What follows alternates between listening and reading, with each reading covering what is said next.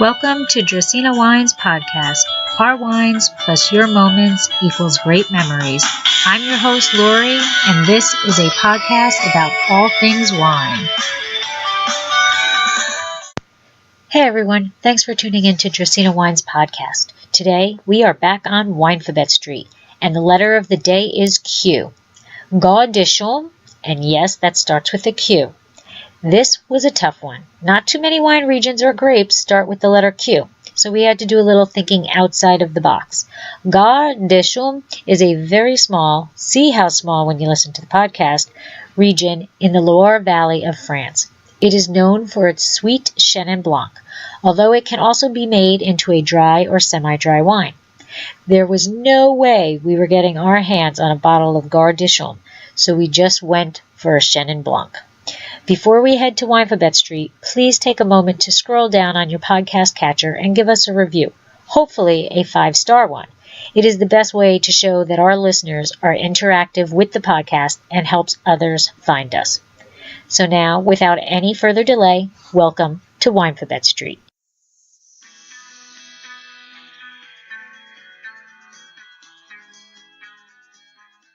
Welcome to Winephabet Street. Today is the letter of the day is Q, and we this was a rough one today. This was a rough one.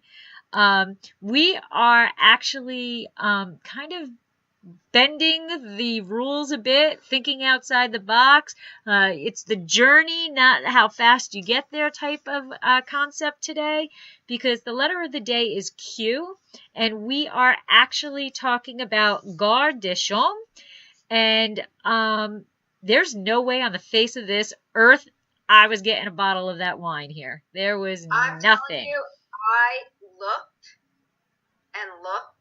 and I Googled and Google failed. Google failed me. There was no way that this wine is available in the States. Yeah. Winesearcher.com had nothing. It is a ghost wine. So we had to do a little thinking outside the box, and we will talk about that in a bit, how we thought outside the box, because I think we did it two different ways. But let's get into it. So since I'm already talking, I'll just start off. I'm Lori, and my husband Michael and I own Dracaena Wines in Paso Robles. We are Cabernet Franc specialists. We have 2 Cab Francs, our original Cab Franc, which we've been producing since 2013, that has gotten 90+ ratings and double gold medals. And we have a Reserve Cabernet Franc, and that is made from a different clone and has seen different oak treatment. And then we also have a Rosé of Syrah, and we can be found online at www.dracaenawines.com. And we have a wine club called the Chalk Club, which is if you gamble. Our dog currently is named Vegas, and if you gamble, betting on chalk means that you are betting on all the favorites. So we're betting that once you taste our wine, we will become one of your favorites. So head over to the website. I recommend the wine club. Oh, thank you. So yes, Debbie is a wonderful club member of ours, and we appreciate that. And now, Debbie, why don't you introduce yourself? Okay, I'm Debbie Giaquindo. I'm known as the Hudson Valley Wine Goddess, and I'm having a bad hair day, so you'll probably never see me looking like this again. Anyway, I'm the author of Tapping the Hudson Valley, which is day trips and weekend itineraries, traveling through the Hudson Valley. I'm co-owner of Happy Bitch Wines. I also own and run a restaurant in Stone Harbor, New Jersey called Kitchen 330. I write on my blog, HudsonValleyWineGoddess.com, and I don't know, am I missing anything? Your competition? Oh, I'm chairperson at the Hudson Valley Wine and Spirits competition, and I try and get it all done with a smile on my face. always a smile, always a smile. Yeah, so, always a smile. Are we ready for Elmo? We're ready for Elmo.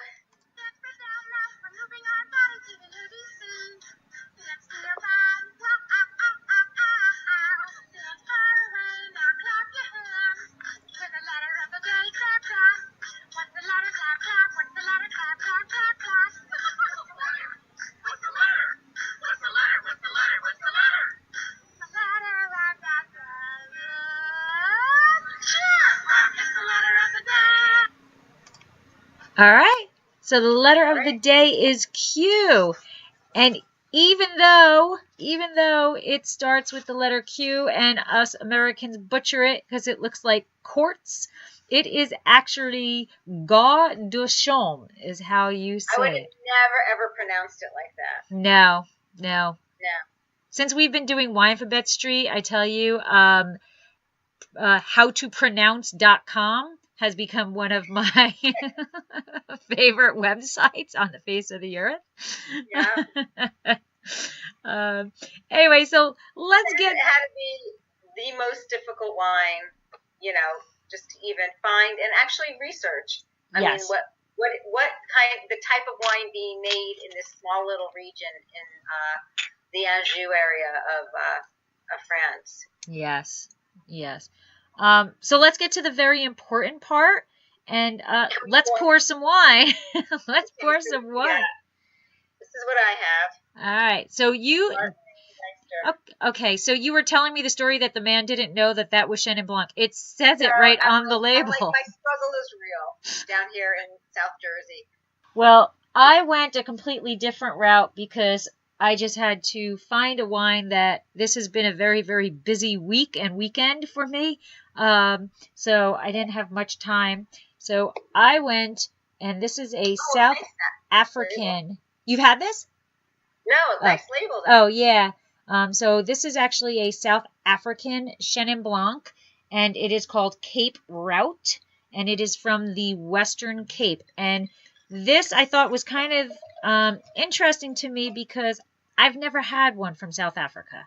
So I figured it was a double thing for me. I don't really drink that much Chenin Blanc, so I was kind of looking for something, and then since it was South Africa, I was like, 2 people on Twitter are in South Africa now visiting or just came back from South Africa, and Red Wolf Imports, they specialize in South African wines. So I'm like, all right, well, maybe I'll start getting into that. So here we go. Sláinte.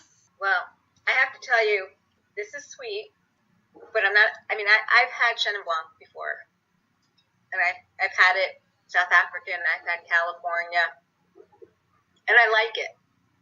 I don't like this wine, though. No. Maybe I will warm up to this wine. I don't know. It's got a bitterness to it on the finish. I don't drink Chenin Blanc, so I don't really know what to expect. So I probably should have gone and gotten one from France, which is probably what is the typical of it. This has a true bitterness on the end of it, very pithy, very stemmy which this has no flavor. Which shouldn't be. This one actually has absolutely no flavor. No. All right, well, I guess sugar. So I guess we'll get back to our wine. We'll get back to our wine. So you want to start off with the history of GAAR du Chaume? Sure. Let's see if I can find it. Slide presentations. All right. History. Okay, let's see here. So I'm usually really good with my notes, but not so good today. It's been a rough week. It's been a rough couple of weeks. Yes. So, how do we say this again? GAAR du Chaume? GAAR du Chaume. GAAR du Chaume is a Grand Cru AOC in the Anjou region of France. It's the most exclusive sweet wine appellation in the world. It's home to the world's best sweet Chenin Blancs. There are 100 acres planted. It was made in AOC in 1954. All the vineyards face south. The soil is schist with some sandstone and pebbles. The age of the vineyards and stuff are between 20 and 25 years. The wine is produced from grapes, botrytis, in the Chenin Blanc grapes, and there is no chapelization permitted. So for those that don't know what chapelization is, it's the addition of sugar. And we're going to get into that in a couple slides because there was a huge controversy over that. So we'll get into that. But and I always think that you can see my little mouse here when I circle the Quarts de Chaume, but you can't. But it's the small region there, and that's what the botrytis grapes look like. Nice and sugar, tons of sugar in that.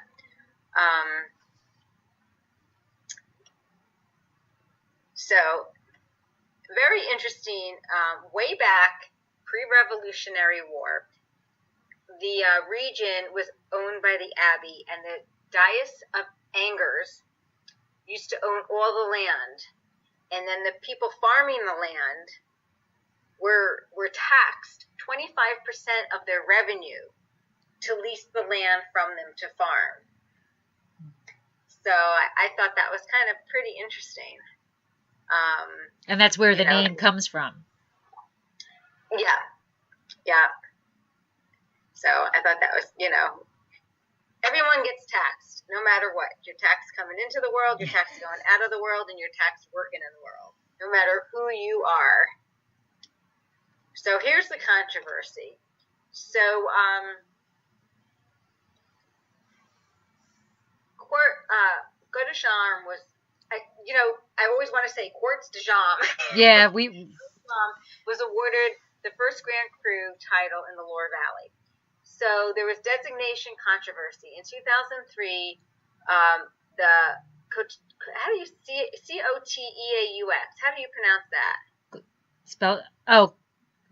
I don't know. I didn't pronounce. I think it's Coteaux, right?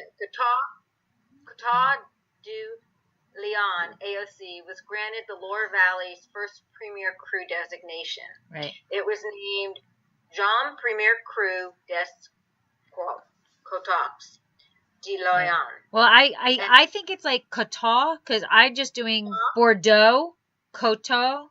Like, okay. That's how I don't know if I'm right or not, but. All right. So it was named Jean Premier Cru des Coteaux du Layon.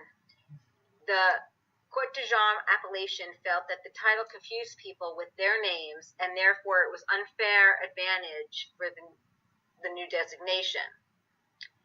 So then there was also a producer called Jean Bamards, and he is a pretty big producer in the region.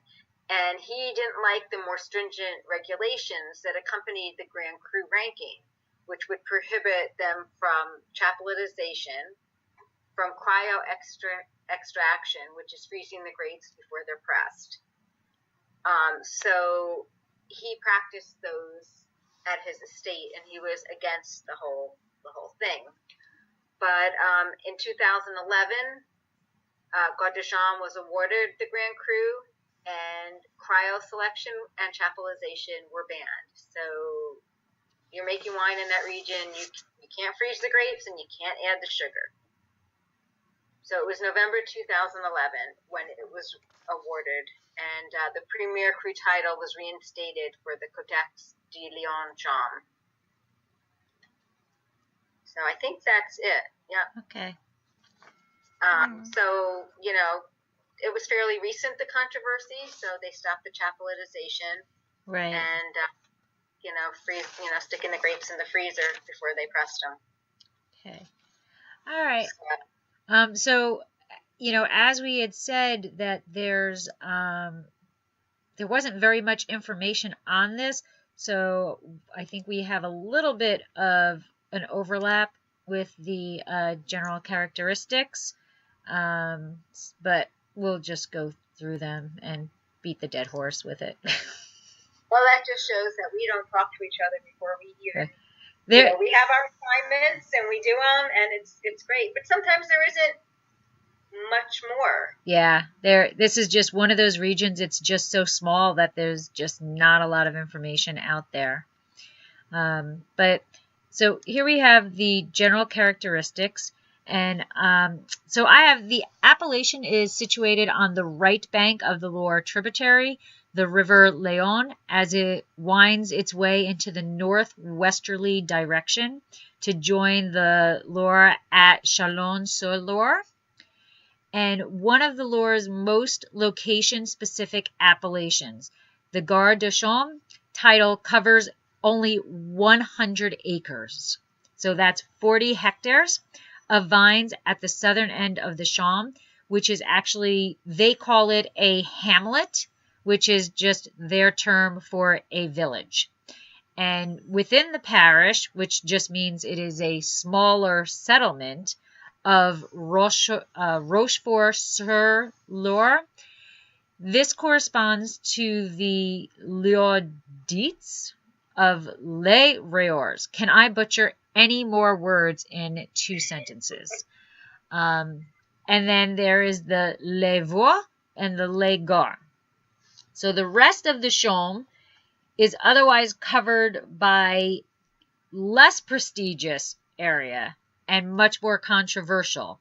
So that brings in your Coteau de Layon Chaume, and I won't go into that again. So that there's a lot of confusion, and it blows my mind that there could be this much confusion over 100 acres of property. I mean, that's like, it's crazy that there is a region that's this small and has so much controversy. So Chaume's high output of high-quality sweet wines, combined with its trio of sweet wine appellations, has led to some controversy over the years. The producers are lucky enough to claim the GAAR du Chaume title for their wines have actually like nastily protected this label and the prestige and the individuality. So when the Coteau de Layon Chaume was named and was upgraded to the Chaume Premier Cru des Coteaux de Layon in 2003, the committee for the GAAR du Chaume appellation lobbied rather heavily to have the decision revoked. So they claimed that it would cause confusion, like you had said, and that it was giving them a very unfair advantage. And the new Premier Cru would be the first in Loire that has ever seen. So they actually won the battle for a little bit. But then in 2009, GAAR du Chaume was granted the right to the title GAAR du Chaume Grand Cru. So they won the battle for a little bit, but in the end they lost it. So this is actually probably very difficult to read in what we're showing. But the region is influenced by 3 geographical formations, which were around 250 million years old. The left bank went down and the right bank went up, and it came up in this fault, and it created these carboniferous rifts. There was a tropical climate, or there is a tropical climate at the time, and so the land is near the equator. So what the soil is like is volcanic ash, dust, the trees accumulated in these huge hollows, and all of this over all this time frame has now become coal. There is a mesoclimatic influence from the Mediterranean, which allows the grapes to reach extreme levels of ripeness. So the large bend in the Layon River causes morning mists that encourage the development of noble rot. The climate is the perfect storm for making sweet wines from the Chenin Blanc grape, which is, as we said earlier, the grape that this is. The vineyards are typically south-facing, like you said, very steep slopes, and they feature Bavarian schist and pudding stone. I had to Google what the heck pudding stone was. But basically, it's just cement surrounding the stones. But so my next question came, and I refused to go down that rabbit hole. Where is this cement coming from? So, I mean, I don't know what was there to make this pudding stone, and I just didn't have the time to do further research on that. So the sweet wines of GAAR du Chaume have nearly infinite aging potential. So if you're going to buy one, you can let it rest for an extremely long time. It is made with the Loire's hallmark Chenin Blanc grape. They offer complex, nuanced flavors that can pair with rich savory dishes and desserts. The appellation is located on a very, very, very small parcel in a single commune on the right bank of the Layon, and as you said, in the Anjou district. Chenin Blanc is one of the most widespread varietals in the Loire Valley. Once known as Plante d'Anjou, its true potential remains underestimated. The robust varietal buds early and ripens late. So it's a very long growing season and is subject to the noble rot, the mold that'll now, the botrytis, which allows us to have the sweet wines. And it also yields a refreshing dry and semi-dry white wines. And they also make a sparkling from it. Although I can't imagine how much is out there since we couldn't find the Chenin Blanc. I don't, the typical Chenin Blanc, but you can actually get semi-dry, dry, and a sparkling. So in this very small region, we have a total of 14 producers, and they produce a total of between 5,000 and 8,000 cases a year for the entire. That's why we can't find it. Right, for the entire region. Leave the region. Right. So the annual wine production within the GAAR DU CHOME is about 1,200 hectoliters or 31,700 plus gallons. The wines are made exclusively from Chenin Blanc, which actually in the GAAR DU CHOME is actually known as Pinot de la Layor. So they don't call it Chenin Blanc. The vineyards cover, like I said, about 50 hectares on steep slopes south, and they actually produce the wine from 100% botrytis wines. They don't mix some botrytis and some unbotrytis. The yield is approximately 25 hectoliters, and the alcohol, there is a regulation that in order to have GAAR DU CHOME on the label, it must be at least 12% ABV by alcohol by volume, and the residual sugar content has to be at least 34 grams per liter. So that is some seriously sweet stuff there. What you can expect in the wine is the appearance to be deep golden yellow with green reflections and dabbling into the gold and even a little auburn as it ages.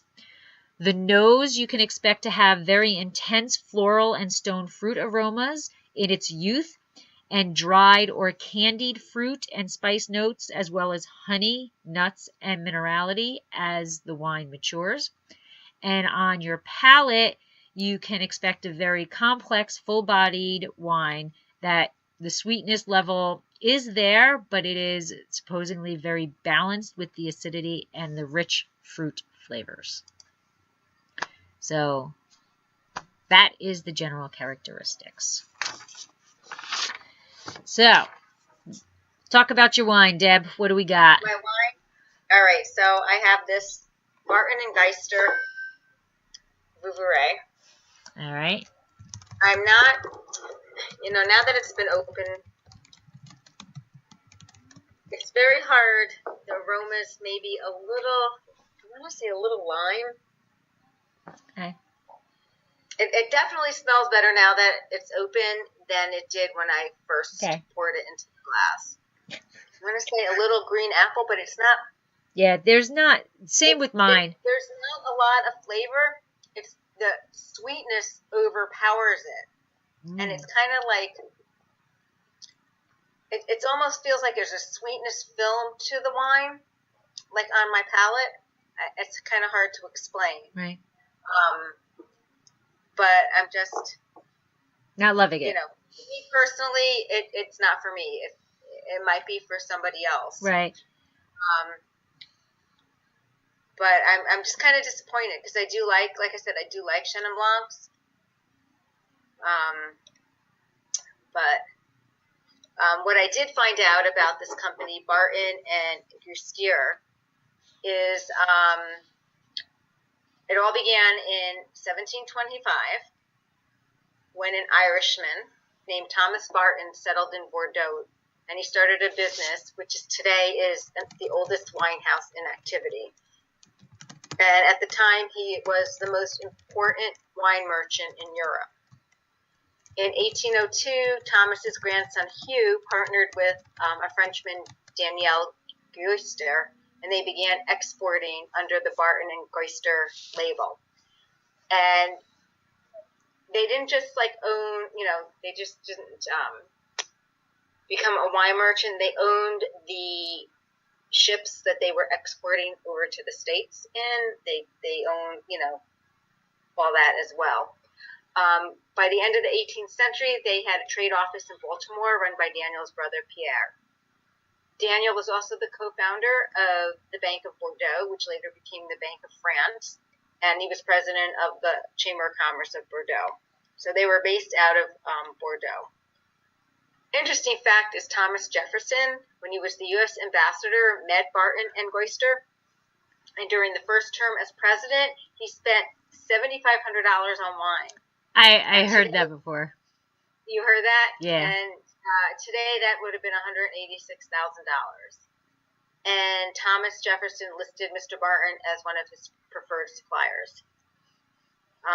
After World War II, Seagram became a 50% shareholder in the company and 100% in 1956.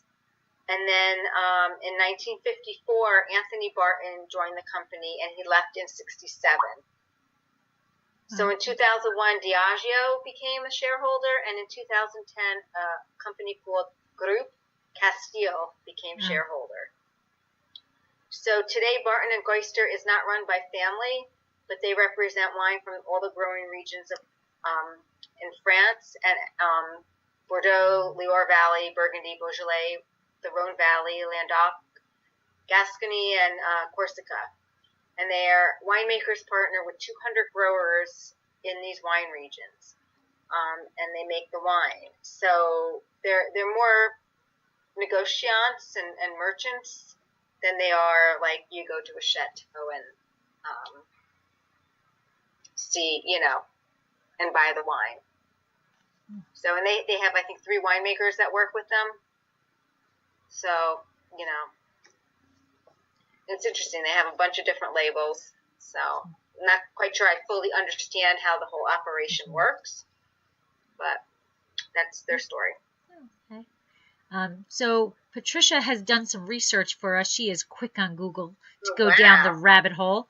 So first off, she has a South African Baxberg Chenin Blanc 2017. So thank you for joining in with the Chenin Blanc today. And then she actually looked it up, and what they're calling concrete is actually silcrete, which is dissolved silica, which makes a lot more sense than concrete. Because you're looking for a building that collapsed. Yeah, what building did we, whatever. So that makes a lot more sense. So my wine is actually, I showed the label, it is called Cape Route. And I swear I didn't know this when I bought it, but I tell you, I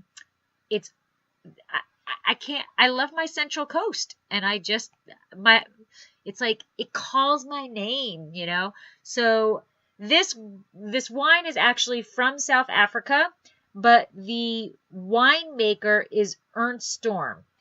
And when I looked at the back of the label, I'm like, Ernst Storm? I'm like, wait a second. We have an Ernst Storm, I know of an Ernst Storm.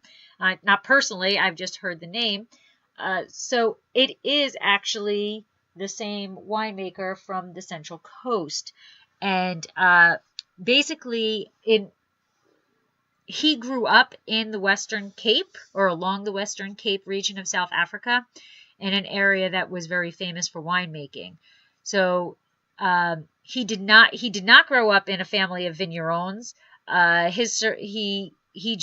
Him and his brother just kind of found their way into the wine industry. He knew it was his passion. He knew he wanted to be in that line of work. And what's interesting is that his brother is still in South Africa while he is here, well, in California. And so what Ernst did was he traveled throughout Europe and eventually made his way to California, working in Amador County, Sierra Foothills, and during this, he was learning the differences between warm climate and cool climate and how to deal with the fruit from there. And, the alcohol levels and the pH levels and all that vary significantly when you're dealing warm weather versus cool weather. And after dealing with all of this, he actually fell in love with the little pockets, the little microclimates that we have in the Santa Barbara County. So that is where he actually settled in for his winemaking. So he became the winemaker for Notary Public Wines, and their main wine area is Happy Canyon. You familiar with? No? Yeah. Okay. So Happy Canyon is like a popular and a very high quality grape region for us. So he went to the fruit for the Happy Canyon AVA to craft some Cabernet Sauvignons and other Bordeaux varietals. And then, he basically just fell in love with the fruit from the region and the area, and he continues to create craft wines. So he makes very small lot wines. And that is his story. And like I said, I think I told you earlier, he actually communicates back and forth with his brother in South Africa, and they talk to each other. So his brother produces wine from has wine in California and South Africa, and now he's got fruit from South Africa that he produces in California. So it's talk about beyond bicoastal, whatever. I wonder if they press the juice and it comes over, or do the grapes come over? I'm going to say, this is a guess, I'm going to say that the fruit is pressed in South Africa, or the juice is pressed in Happy Canyon, and then the juice gets switched. Because I would tend to think that the shipping of grapes is not going to happen. It's the timing, and the agricultural type of, customs and all of that stuff, one little not that they get rabies, but, the rabid fruit fly that comes in or goes away. So my educated guess is that it gets crushed and then they just transfer the juices. That's a lot easier. But my wine, sadly, it's very one-dimensional. It's just, I think very similar to yours. It is on the nose. It is like lemon rind, like not lemon juice, not the pulp of the lemon. It's like you're sucking, you're smelling the zest of a lime, and then that's it. That's all there is. And then on the palate, I can't get past the bitterness. I just can't. It's just, I think I don't even know what it is. There's like one flavor, and then my tongue just tastes like I'm sucking on a stem. Was yours sweet? No. Okay, no. So mine's sweet, and I think that inhibits the flavor a little bit. It's not like. And I'm going on a limb here, but I'm going to say that the sweetness was chapelization, because it's almost like I could taste the sugar. So that's what I'm going to say, because I've had Chapelain makes a nice Chenin Blanc out of California that I like. Mine is actually clocks in at 13.5% alcohol. So the back label says, each harvest, premier Santa Barbara County winemaker Ernst Storm returns to his South African hometown to make wine, and imports a modern influence on otherwise traditional winemaking techniques. So I guess he goes and does everything there and then just ships the bottles back, is what that sounds like. Okay.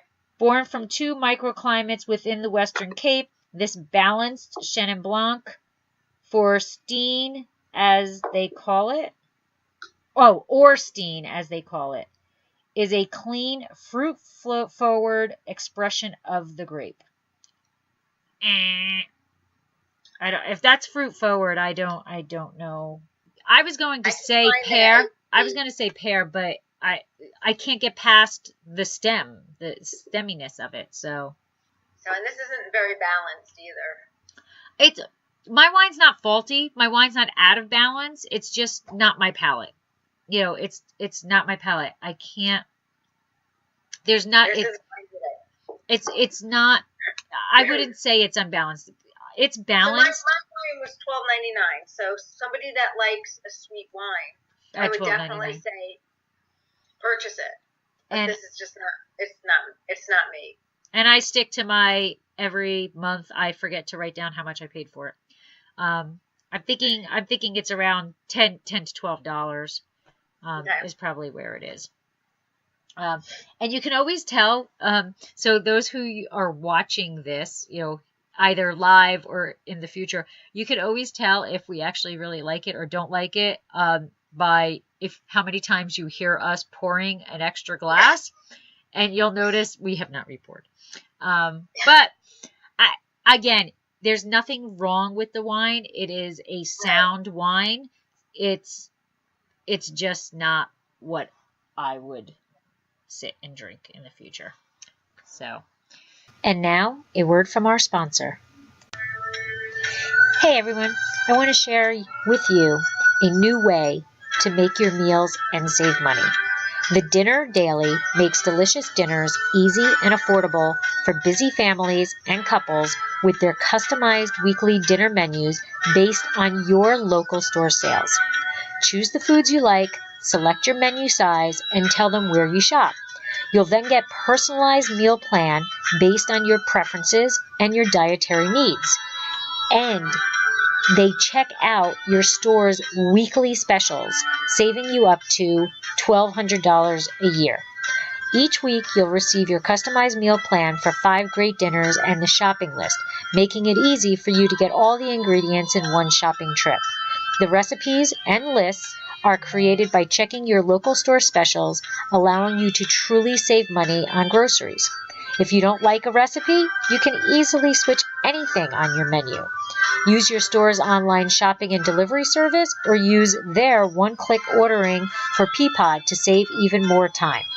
So use my link, rebrand.ly/Dracaena Dinner Daily, to try the Dinner Daily for 2 weeks at no charge, and you can cancel at any time.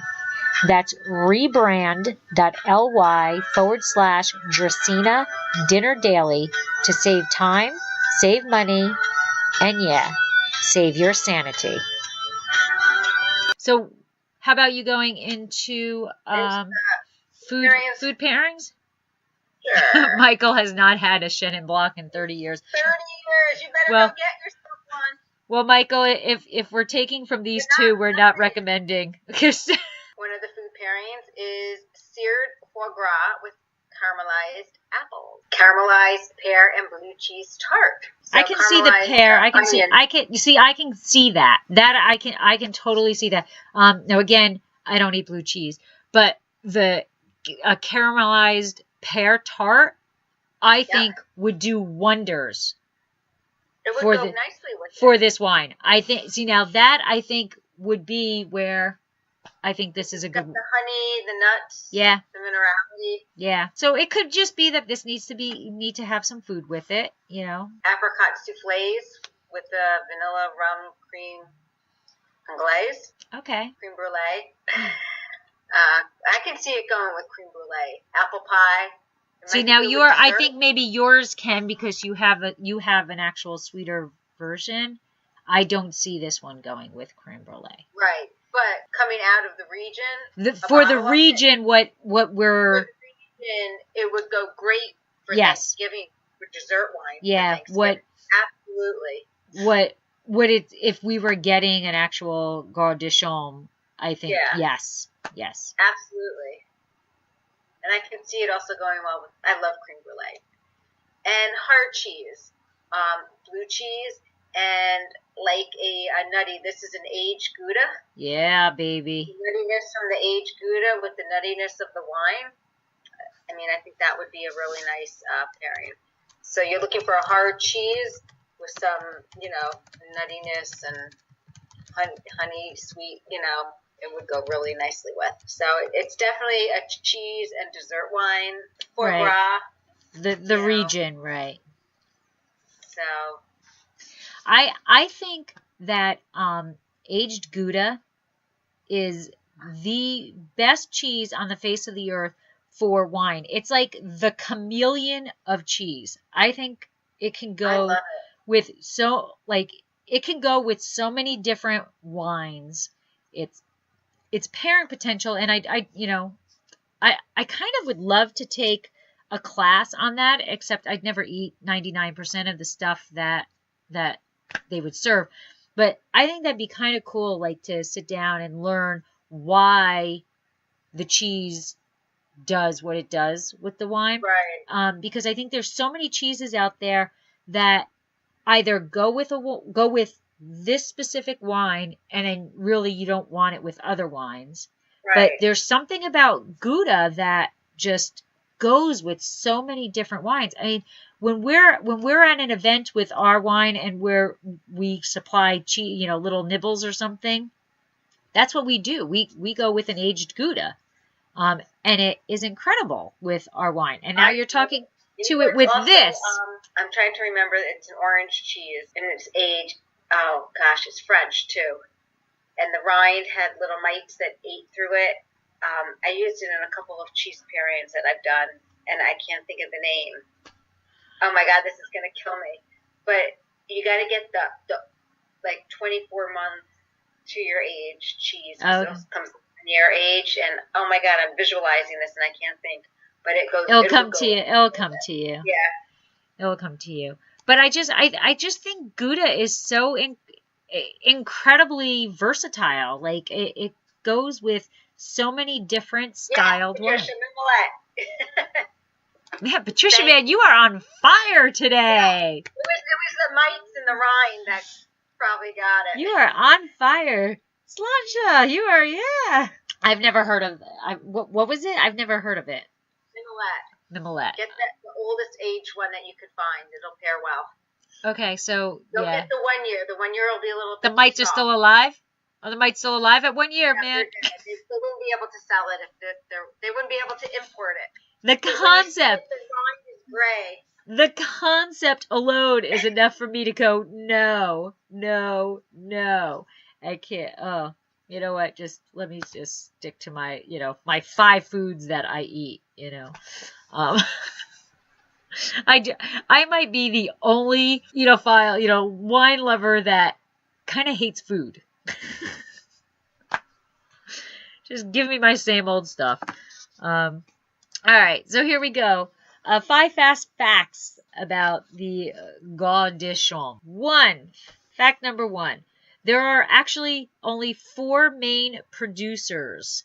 There are 14 actual producers in the region, but these are the 4 main ones, and I will completely destroy their names. Domaine de Beaumard, La Fourcade, Chateau Piabis, and Chateau de Seron. They're pretty, I'll give them that. Okay, fact number 2. Botrytis affected Chenin Blanc grapes. The wines have been described as I don't even know how to say this word, mellifluous nectar. Complex, racy, and sweet. And those are actual. Fact number 3. With only 50 hectares of vines, GAAR de Chaume has exceptional quality and a history dating back to the Middle Ages. Number 4. All right, those darn vintage charts. Okay. So the most highly rated vintages include 1945, 1959, 89, 1928. I don't know why I went out of order there. 1929 and 1947. So, Michael, there you go. You can age your wines. Go get on it. find one for us and put it in that cellar tracking system that you've got, and invite us over 40 years from now when we can drink this stuff. And we're still alive. Yeah. And our last fact, any concentration must be done by natural means. Chaptalization, reverse osmosis, and cryoextraction are all forbidden by the appellation. Most are vinified in oak, and there is no malolactic fermentation allowed in GAAR DU CHOME. So I kind of thought, like, I get the chaptalization and the cryoextraction, but I thought it was interesting that they threw in the reverse osmosis. That's just technology, man. You know, it's like, you know, so what basically it comes down to, whatever the heck those grapes are is what you're drinking, what you're getting. You know, they're not allowed to do anything to it. So I guess that's well, with chaptalization, that they're saying, okay, it's not sweet enough, but we'll add sugar, so you can't do that anymore. Right. Alcohol. Right. Well, we can't do that. We can't do that in California either. There's no chaptalization. Yeah, but, that's kind of cheating. Yeah, it is. But it is done. You know, there is the scientific reason and there is a logistic reason why chaptalization is allowed. You know, for those regions that have the difficulty of getting the ripeness because their growing season is so short, that's why these regions are allowed to use chaptalization. So it is allowed in some states and in the United States. It is not a United States regulation. It's no chaptalization is a California region. I actually am going to speak out, but I actually think you're allowed to do it in New York. I believe it is done. You know, so it's you know, done in Jersey too, because I just know somebody that picked Cab Sav at 19 bricks. Oh. So you're not getting anything at 19 bricks. No. Okay. So yeah, you know, those wine regions that have difficulty, you know, getting their fruit to ripeness are allowed to do that. Which, you know, maybe that's a Wine Writers Wrap Up episode too, because that's a whole other thing. I mean, if you aren't able, if the fruit isn't able to ripen naturally, should you really be making wine? I mean, and should you disclose that on the label? Right. And does that really matter? Like, do people care? Well, they added sugar or it's natural sugar. You know, I mean, like, is that an issue? That might be it. I don't know. What do you think? Wine Writers Wrap Up. Wine, why are they adding sugar? But if it's to get the sugar levels and alcohol levels up for fermentation, you're not going to be able to taste that sweetness. Well, you hope not. Right. Yeah. So that would be good. Yeah, that's an interesting. I'll add that to the list of future Wine Writers Wrap Ups. So that is all I have. That's all I have too. So that is it. It was a very difficult region to research. It was extremely interesting in the fact that it is such a small region, yet has Grand Cru, you know. And yeah, so it's very interesting that such a small region can have such an amazing history all the way back to the Middle Ages, and can have this controversy. And I get it. Why, you know, I get the controversy, the confusion of the name. I get it. And I'm very thankful to Patricia for solving my concrete dilemma, because, you know, it was keeping me up at night. I really was very baffled by how this you know, got there. So now it all makes sense to me. That'll be on Jeopardy. Oh, Debbie and Matt. Oh, are they part of your society, Michael? Are they part, Deborah? So Michael had a society meeting of wines, and he poured our Dracaena Wines Cabernet Franc, and it came in second behind the older year of Inkblot Cabernet Franc. So nice. I take that as a positive, and I'm very appreciative that he shares it. That he shared our wine with his society members, and that's good. So, thank you so much. I'm thrilled that we can help you with your studies. And that's a whole other. Oh my God, that's another wine writers wrap up the controversy of the the test. It wasn't the WSET, but yeah. So I want to know who leaked. You can figure that out if you look at the website, because a certain name disappeared. Yeah, that's what I heard. That's what I heard. I haven't had a chance to do it. Yeah. But that is it. So thank you everybody for joining, and thank you. Thank you. Yes. You join when we talk about Roussan. Yes. It is Monday, November 19th.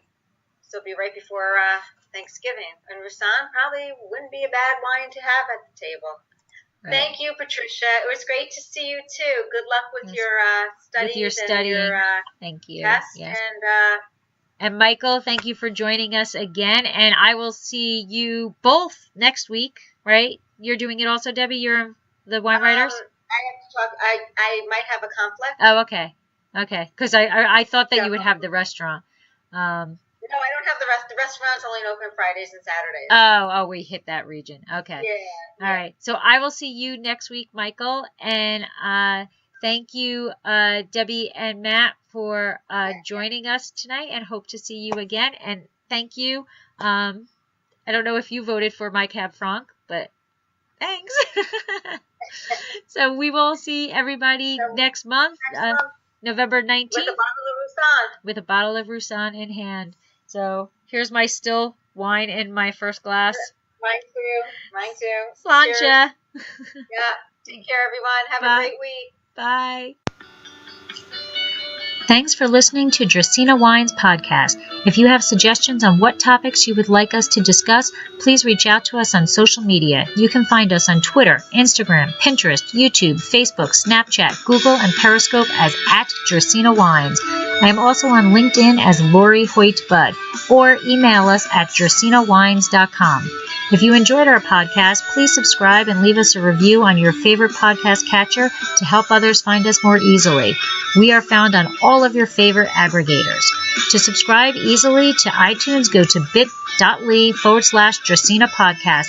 That's bit.ly/Dracaena podcast. And that's a capital D for Dracaena and capital P for podcast. Please check out our award-winning wines and find out about our wine club at dracaenawines.com. And remember to always pursue your passion. Sláinte.